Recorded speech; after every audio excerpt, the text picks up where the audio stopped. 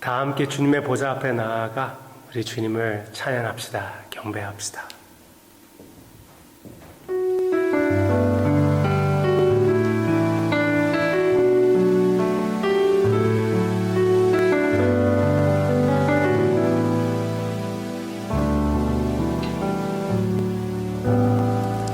주님께 경배드리세.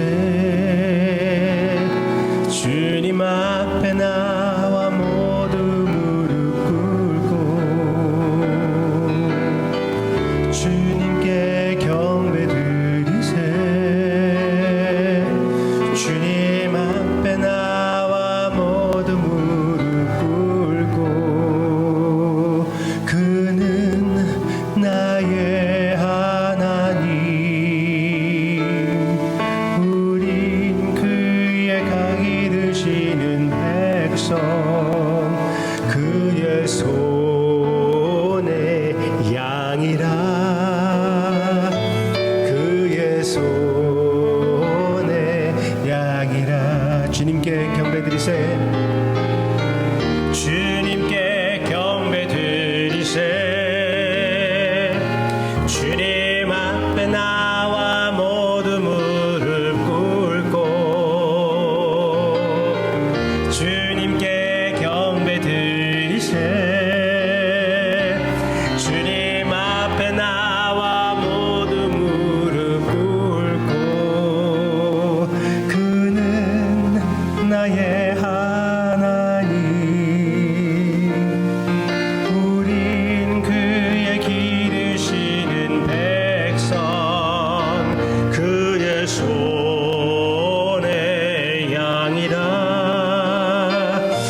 그의 손의 양이라.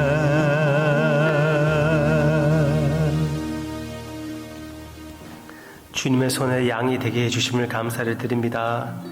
이 잃어버린 양을 찾아와 주심도 감사를 드립니다. 잃어버린 양을 찾기 위하여 우리를 사용해 주심도 감사를 드립니다. 무엇보다도 주님의 마음을 알게 해주심을 감사를 드립니다.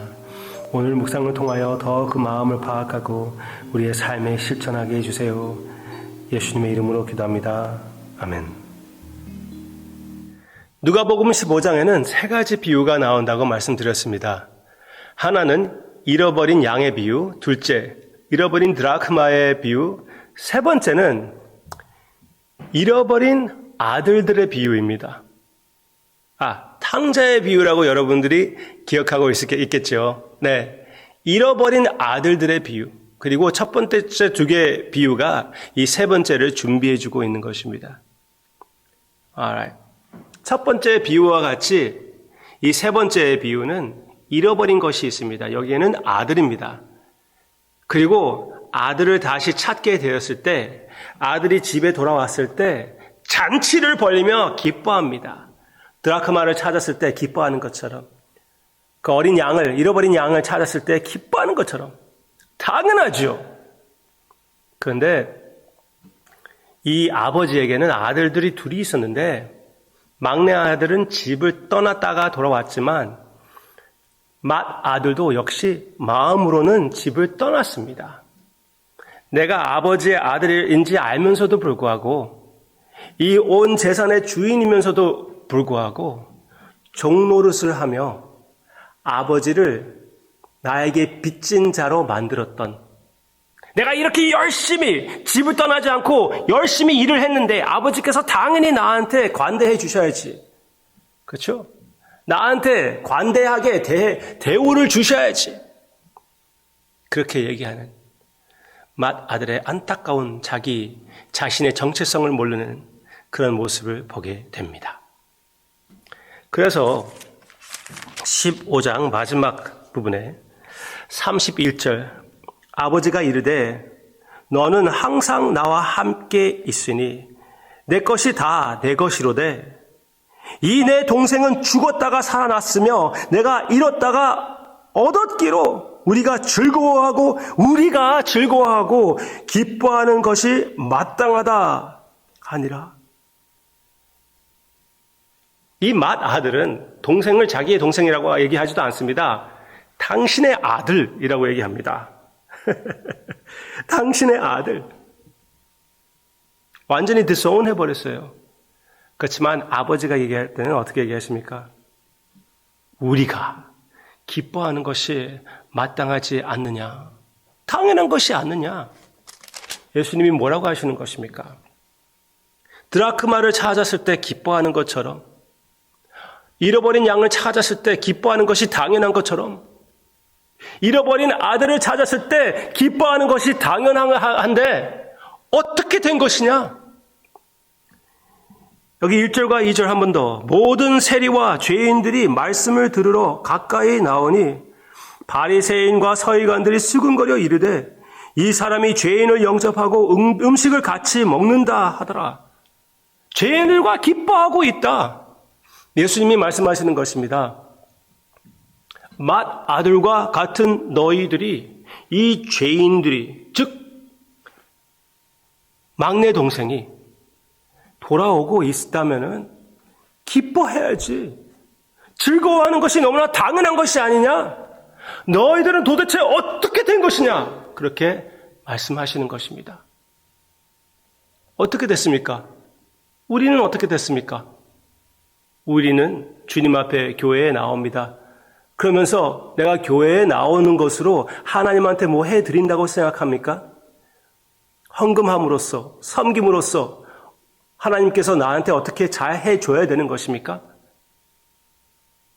내가 하나님의 빚쟁이가 될 수가 없습니다. 하나님이 나에게 무슨 빚을 지게 만들 수가 없어요.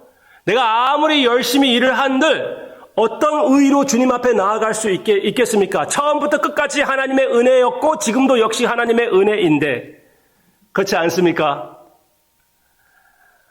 감사로 보답하는 것이 믿음의 삶이지 내가 무엇을 주님으로부터 얻어내려고 하는 것이 믿음의 삶이 아닙니다. 아니에요. 안타깝게도 그것은 모든 소유를, 모든 하나님의 집을 갖게 되었으면서도 불구하고 종도릇을 하며 교회 생활을 하고 있는 것입니다.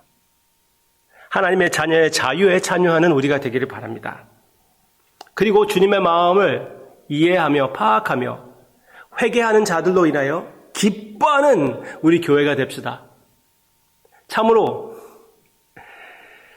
교회에 다닐 사람들 같지 않은 사람들, 교회를 많이 다녀보았지만 자기의 자리를 찾지 못하는 그런 사람들이 교회를 왔을 때 그 사람이 어떻게 또 이 교회에서, 우리 교회에서 일을 저지를 것인가, 그것을 염려하기 전에 그들의 영혼을 사랑하는, 일단 사랑하고 보는 그런 교회가 되기를 바랍니다. 하나님의 마음을 품고 그리고 그들이 어느 정도 우리 교회의 분위기와 하나님의 은혜로 적응될 때 많이 기뻐하는, 그리고 하나님의 은혜로 삶이 변화가 될 때 주님의 마음에 참여하여 천군 천사의 찬양을 주님 앞에 함께 드리는 우리가 되기를 주님의 이름으로 축원합니다. 한 가지 더, 이 세 가지 이야기가 있습니다. 공통점이 있다고 그랬습니다. 잃어버린 것이 있고 그 잃어버린 것을 다시 찾았을 때 기뻐하는 모습이 있습니다. 그런데 첫 번째, 두 번째에 있는 것이 세 번째에 없는 것이 있습니다. 첫 번째, 두 번째는 잃어버린 것을 찾아 나아갑니다. 잃어버린 것을 찾아 나아갑니다. 그리고 그것이 당연한 것입니다. 찾았을 때 기뻐하는 것처럼 잃어버린 것을 찾아 나아가는 것은 당연한 것입니다. 세 번째 이야기에 막내 아들을 잃어버렸는데 왜 찾아가지 않습니까? 왜 찾아가는 모습이 없습니까? 누가 그 찾아가는 것을 제일 먼저 나섰어야 됩니까? 맏아들이 찾아갔었어야지요. 하나님의 마음을 잘 파악하는 이 바리새인들과 서기관들이 먼저 그 죄인들을 타깃하며 그 죄인들에게 하나님의 마음을 보여주고 용서를 요구하고 회개를 요구해야 되는 것이 아니었습니까? 근데 맏아들이 나아가는 장면이 여기에는 없습니다. 조금 있다가 나옵니다. 그렇지만 바리새인들과 서기관들은 아닙니다. 삭개오의 이야기 아시죠? 맨 처음에 여기에 나왔던 그 세리인들을 얘기하고 있는데 완전 세리인들 중에 대장인 삭개오 이야기 아시죠? 누가복음 19장에 나오고 있는데요. 거기에서는 삭개오가 예수님을 완전히 영접하고 나서 예수님께서 이렇게 기뻐하시면서 말씀하십니다. 19장 9절입니다. 예수께서 이르시되 오늘 구원이 이 집에 이르렀으니 이 사람도 아브라함의 자손이미로다. 이것은 참 아브라함의 자손이라고 얘기하시는 것으로 저는 믿습니다. 10절 보세요. 인자가 온 것은 잃어버린 자를 찾아 구원하려 함이라. 네. 예수님이 우리에게 무엇을 보여주시는 것입니까? 바리새인들과 서기관들 대신하여 참 맏아들이신 예수님께서 잃어버린 양을, 잃어버린 드라크마, 잃어버린 동생을, 잃어버린 죄인을 찾아오신 것입니다. 할렐루야. 얼마나 귀한 것입니까? 여러분들은 교회 다니면서 한 번도 전도에 신경 쓰지 않았다고요? 너무 늦지 않았습니다. 여러분들에게는 나를 찾아와 주신 주님이 계십니다. 지금도 그 마음을 나의 마음에 품고 우리 교회에서 더욱 전도할 기회를 찾으시는 우리가 되기를 바랍니다.